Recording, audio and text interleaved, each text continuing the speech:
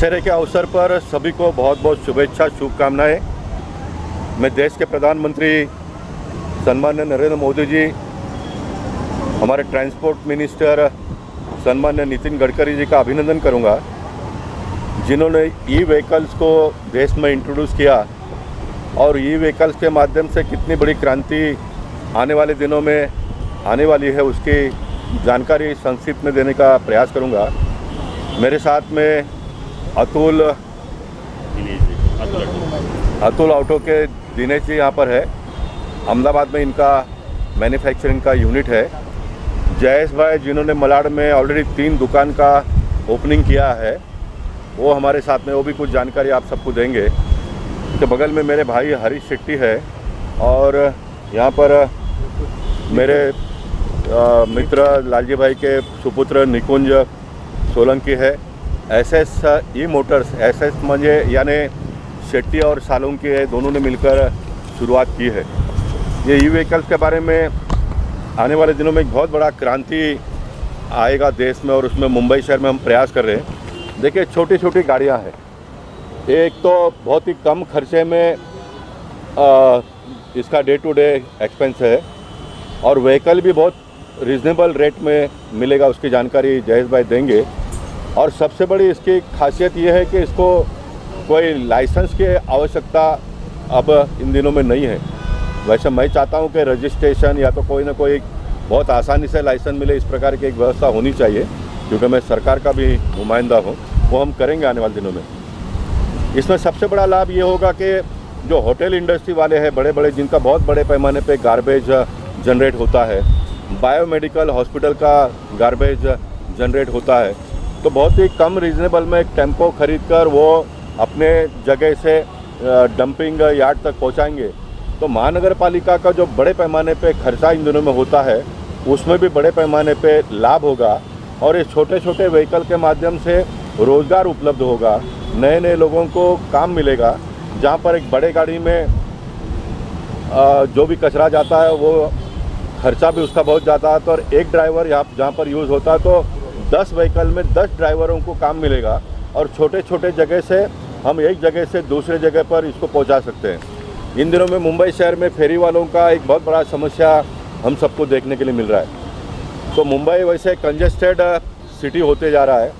एक time table अगर हम लोग मेंटेन करेंगे, सवेरे 7 से 9, दोपहर को 12 से 3 बजे तक, फिर वापस रात को 9 से 11 बजे तक, ऐसा अलग अलग स्लॉट हम देते हैं, तो छोटे छोटे गाड़ी के माध्यम से जो फेरी वाले हैं, सब्जी वगैरह जो है वो सोसाइटी में अगर लेके जाकर बेचते हैं तो बड़े पैमाने पे लोगों को रोज़गार मिलेगा। 2 लाख रुपए के अंदर के खर्चे में गाड़ी के साथ में सब कुछ ये व्यवस्था हो जाती है। और ये जो ड्राइवर जो भी गाड़ी को चलाएंगे उनको बहुत ही no interest, without interest bank loan दे, इस प्रकार की भी व्यवस्था है।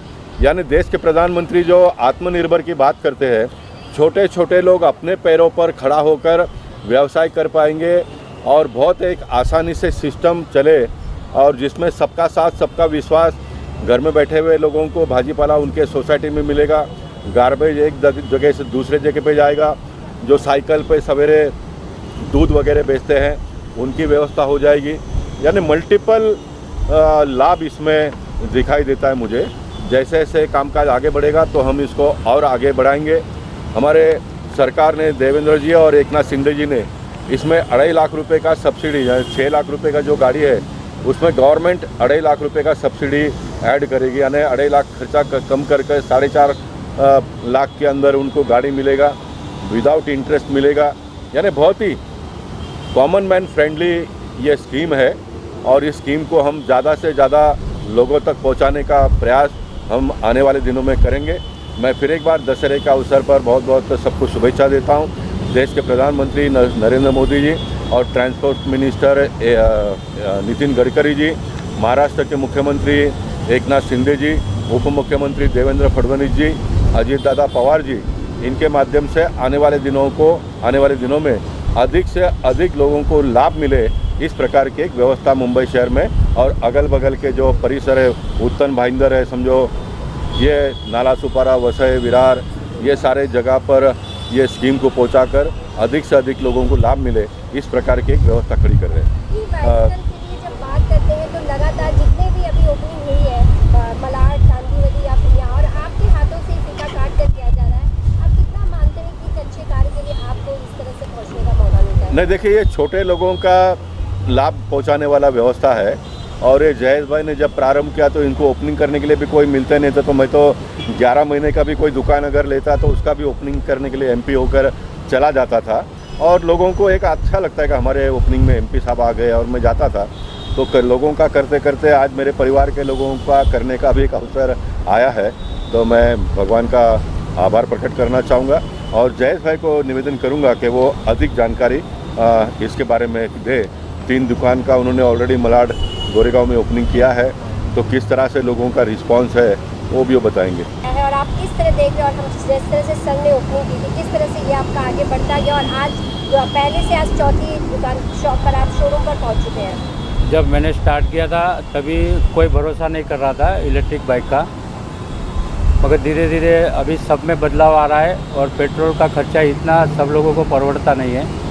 तो वो हिसाब से इलेक्ट्रिक गाड़ी जीरो मेंटेनेंस है, पीयूसी नहीं है, लाइसेंस नहीं है, हेलमेट नहीं है। अभी गवर्नमेंट ने रूल्स लाया हेलमेट पहनने का, तो वो हिसाब से इलेक्ट्रिक गाड़ी काफ़ी सस्ती गिरती है और जीरो मेंटेनेंस है। इसके लिए अभी लोगों में बदलाव आया है। तो जो 2 साल पहले 2 गाड़ी जाती थी, अभी 10 गाड़ी जाने लगी है। मैं थोड़ा इसमें ऐड करूंगा, बाद में जयेश भाई बताएंगे।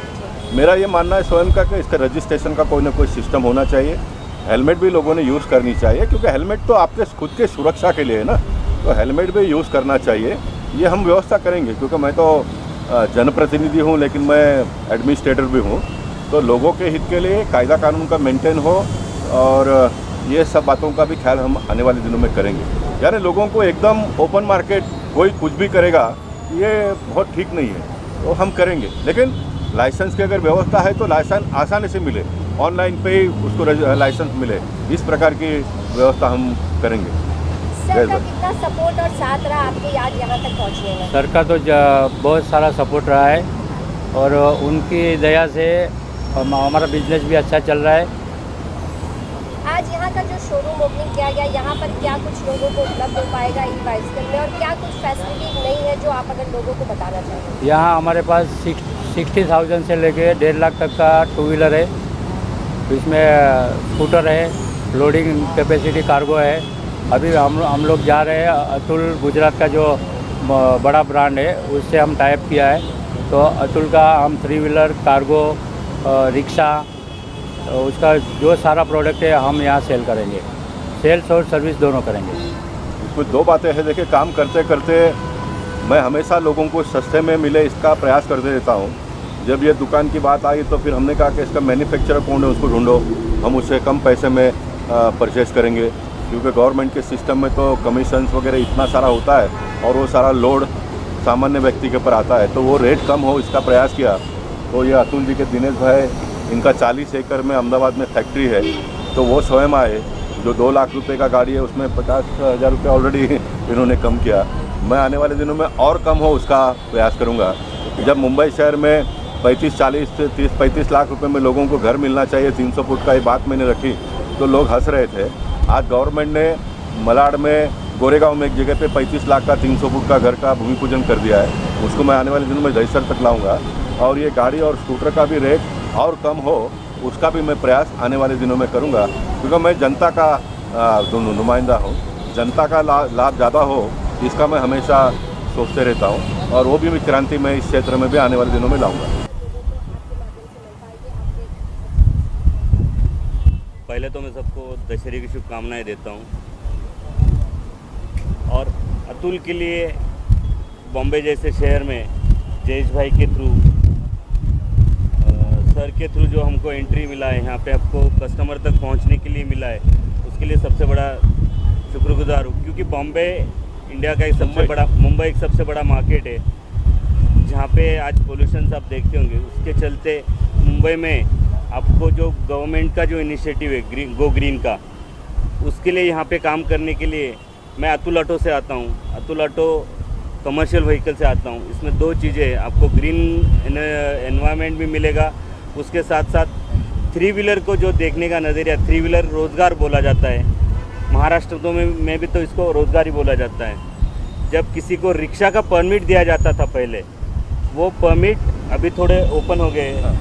10 साल 10-10 5-5 साल परमिट नहीं रहा करते थे। परमिट एक रोजगारी था। जितने में परमिट मिलता था उतने में आज रिक्शा मिल रहा है। हाँ। इतना बड़ा बदलाव इतना बड़ा आया है। और अभी ये गाड़ी में परमिट नहीं लगेगा। एक जो बहुत सारा वर्क था, जो गाड़ी लेने के लिए रुका हुआ था, उसको एग्ज़ाम पास करनी थी, बहुत सारे रूल्स थे, आज वो इलेक्ट्रिक में नहीं है।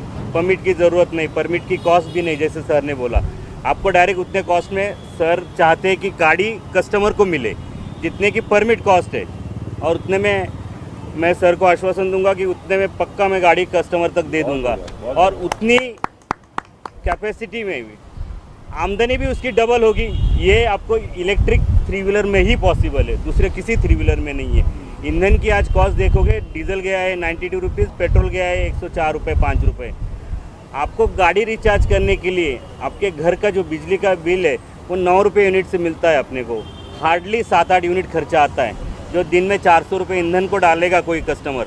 और मेरी गाड़ी अगर लेता है, उसको 100 रुपये का सिर्फ इलेक्ट्रिक का बिल आना है। तो आज उसका धंधा थोड़ा कम भी हो गया तो भी उसको दिक्कत नहीं, उसके ईंधन में 200-300 रुपये का मुनाफा होगा।